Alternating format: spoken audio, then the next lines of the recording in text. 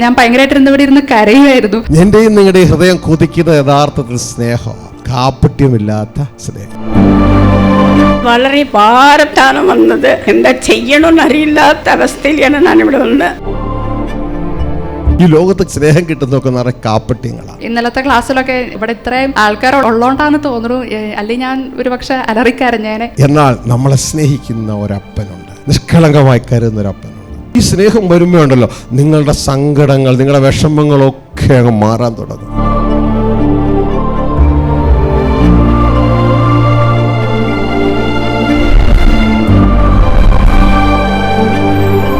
പ്രാർത്ഥനാലയം ഒരുക്കുന്ന മനുഷ്യരക്ഷാ ധ്യാനം.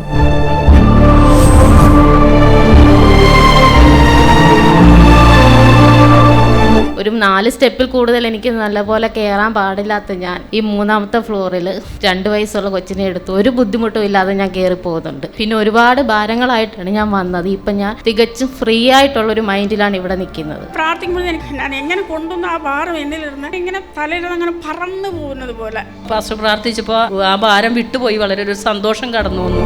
അടുത്ത ധ്യാനം മെയ് 4 മുതൽ 10 വരെ.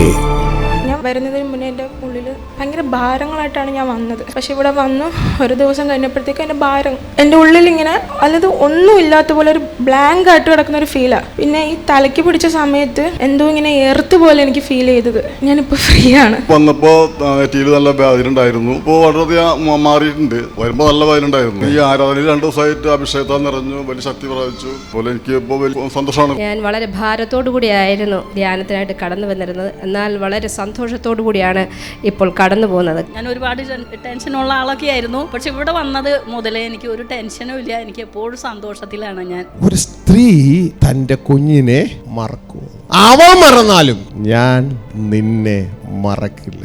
മോനെ, മോളെ, നിന്നോടാ ദൈവം പറയുന്നേ. ഈ അവസരം നഷ്ടമാക്കരുത്.